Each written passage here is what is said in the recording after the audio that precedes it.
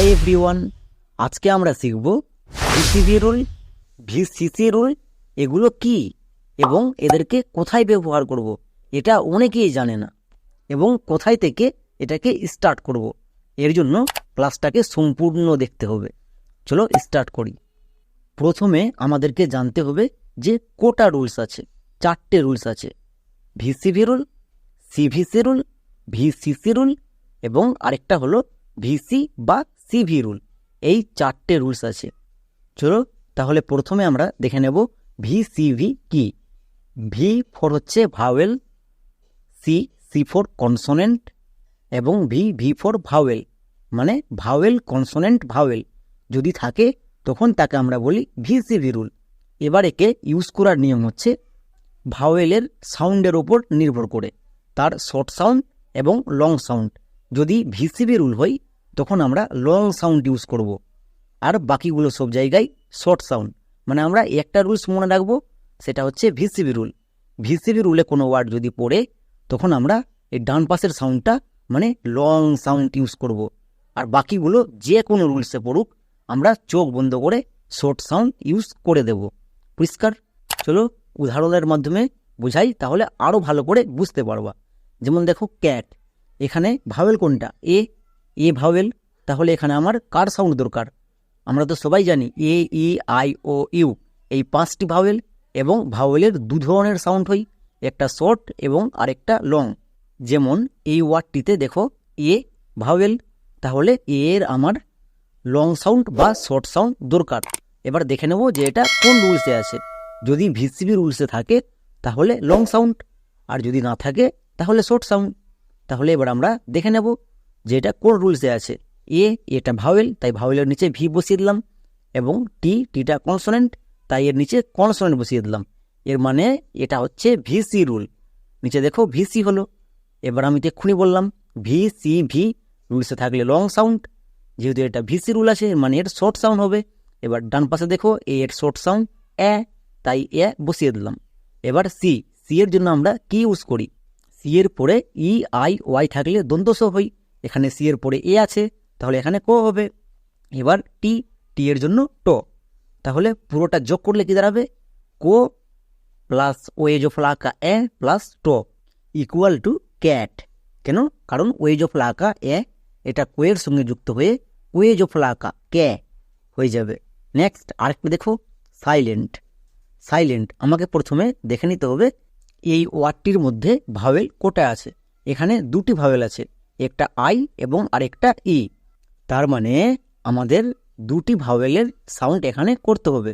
চলো প্রথমে আই এর পরে আসি। যেমন দেখো আইটা ভাওয়েল, তাই এটা ভি, এলটা কনসোনেন্ট, এল এর নিচে সি, এবং ই ভাওয়েল মানে ভি, মানে এটা ভিসিবি রুলে আছে। ভিসিবি রুলে আয়ের লং সাউন্ড হয়।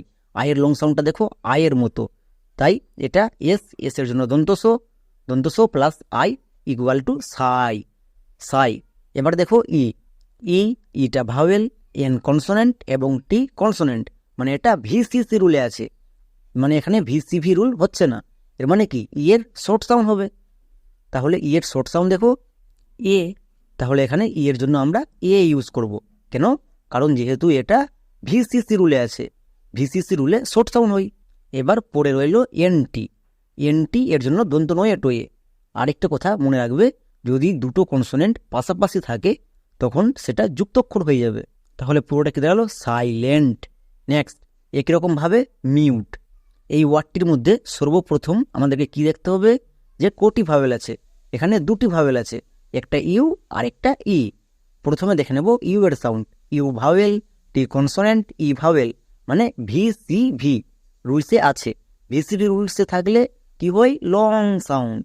তাহলে ইউ এর লং সাউন্ড কোনটা? ডান পাশে নিচেরটা ইউ এর মতো। তাহলে ইউ এর লং সাউন্ড পেয়ে গেলাম ইউ। আর এম এর জন্য মো, তাহলে মো প্লাস ইউ মিউ। আর শেষে দেখো আরেকটা ভাওয়েল ই আছে। ই এর জন্য সাউন্ড করব, যেহেতু ই এর পরে আর কিছু নেই তাহলে ই এর জন্য আমাদের সাউন্ড করা লাগবে না। পরিষ্কার? এবার টি এর জন্য টো বসে যাবে, তাহলে কি দাঁড়ালো? Mute, MUTE mute. আর কোনো ওয়ার্ডের শেষে ই থাকলে তার উচ্চারণ হয় না। এবার এখানেই অনেকের কোশ্চিন আছে যে কোনো ওয়ার্ডের শেষে ই কেন উচ্চারণ হয় না। চলো এটারও অ্যান্সার দিয়ে দিচ্ছি। যেমন দেখো এখানে আমরা ধরে নিলাম যে এটা নাই, মানে MUT আছে। তাহলে প্রথমে দেখে নেব যে কোন রুলসে আছে। ইউ ভাওয়েল, টি কনসোনেন্ট, মানে ভিসি রুলে আছে। ভিসি রুলে ইউ এর শর্ট সাউন্ড আয়ের মতো হই। তাহলে MUT কি হতো? মাঠ। কিন্তু আমাদের লাগবে কি? মিউট। বাট আমাদের মাঠ হচ্ছে। এই ইউ এর শর্ট সাউন্ডকে লং সাউন্ড করার জন্য শেষে ই দিতে হই। এবার দেখো শেষে ই দেওয়ার ফলে কি হলো? ইউ এর লং সাউন্ড হয়ে গেল, মানে ইউ এর লং সাউন্ড ইউ এর মতো, তাই এটা দাঁড়ালো মিউট। তাহলে বুঝতে পারলা ই না দিলে কত বড় ভুল হতো, যে মিউটটা মাঠ হয়ে যেত। তাই শেষে ই দিতে হই। আরেকটা কথা মনে রাখবে, শেষে ই বসে তার আগের ভাওয়েলটার লং সাউন্ড করার জন্য। পরিষ্কার? তারপরে নেক্সট দেখো লেটার। এখানে প্রথমে ভাওয়েল আছে এ, তাহলে এ আমাদের সাউন্ড লাগবে। এটা ভাওয়েল, টি কনসোনেন্ট এবং ই ভাওয়েল। যেহেতু এটা VCV রুলসে আছে, VCV রুলসে এর কোন সাউন্ড হয়? লং সাউন্ড হয়। এর লং সাউন্ড ডান পাশে দেখো এ, তাহলে এ এর জন্য এখানে কি হবে? এ। তাহলে এর আগে যেহেতু এল আছে, তাহলে এল এর সাথে একার যুক্ত হয়ে কি হয়ে যাবে? লে, LA, লে। নেক্সট এবার এখানে দেখো ই হলো আরেকটা ভাওয়েল, তাহলে ই এর সাউন্ড আমাদের লাগবে। ই ভাওয়েল আর কনসোনেন্ট, যেহেতু এটা ভিসি রুলে আছে, ভিসি রুলে কি হয়? ই এর শর্ট সাউন্ড, ই এর শর্ট সাউন্ড এ, তাহলে TER কি হয়ে যাবে? টের।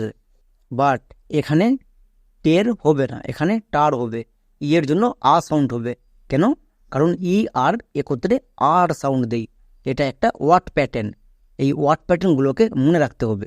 ওয়ার্ড প্যাটার্নের ক্ষেত্রে রুলস কাজ করে না।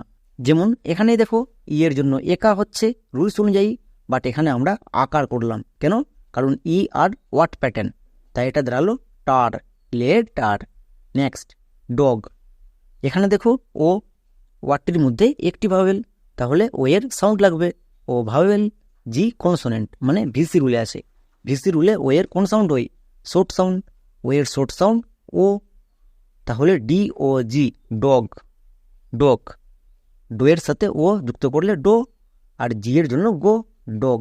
তাহলে আশা করছি সম্পূর্ণ বিষয়টা বুঝাতে পারলাম।